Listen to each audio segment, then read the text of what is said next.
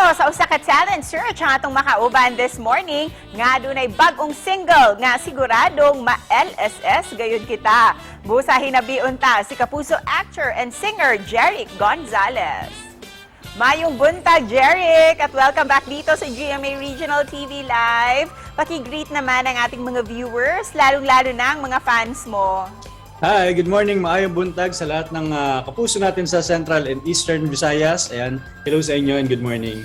Jeric, we all know na isa kang produkto ng GMA Talent Search na Prodigy Season 2. And of course, you are known for your acting skills.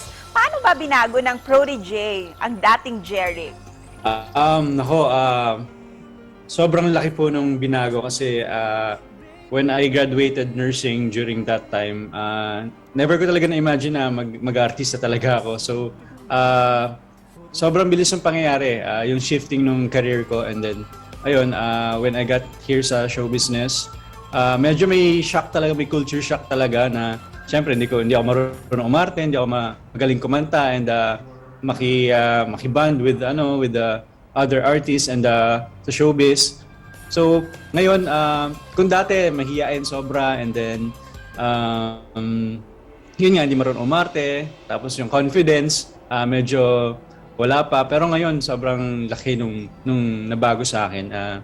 Nag-grow talaga ako as an artist and thankful ako sa GMA, of course, for giving me projects pa rin and inaalagaan nila ako. So, kaya ako nandito ngayon.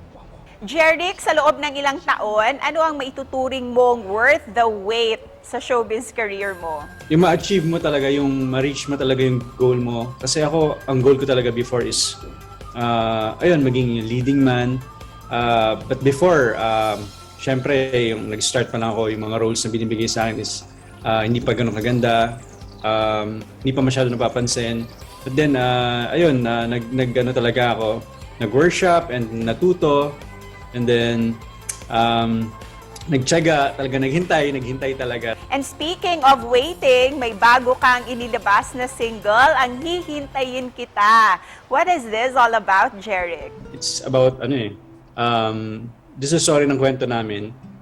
Parang, iniwan siya ng mahal niya dahil sa certain reasons, lalo na sa paghihirap sa buhay. So, I'm sure maraming makaka-relate dito sa kantang to. At since napag-uusapan naman din natin ang waiting, tanong ng mga fans mo, waiting ba ang relationship status mo ngayon or may girlfriend ka, Jeric? Ayan na. Pwedeng next question, please. De joke lang. Relationship status, sa ngayon, pa rin talaga career pa rin priority. And of course, hindi namin palalampasin pa ang moment na ito na pakinggan kahit a few lines lang ng kanta mo. Sabay tayong nangarap, akala ko'y hanggang wakas. Dating pagmamahalan ay kay bilis ding nagwakas. Pangako natin sa isa't isa'y bigla nang nawala. Paano ng puso kong umasa ng tapat?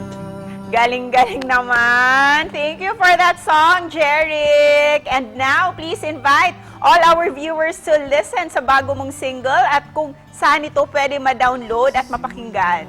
Yes, mga kapuso natin from Central and Eastern Visayas, sana po i-check nyo po yung single ko na Hihintayin Kita. It's out now sa lahat ng digital outlets, sa music outlets, sa Spotify and sa lahat sa YouTube, Apple.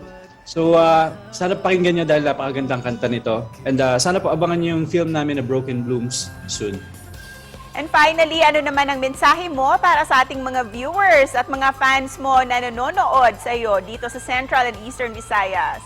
Sa lahat ng mga kapuso natin, maraming salamat and keep on supporting Kapuso shows and sana po abangan nyo ako sa mga Kapuso shows natin like sa All Out Sunday and soon yung teleserye namin, may gagawin kaming project soon. Sana abangan nyo po yan. Daghang salamat, Jeric! At once again, congrats! Salamat!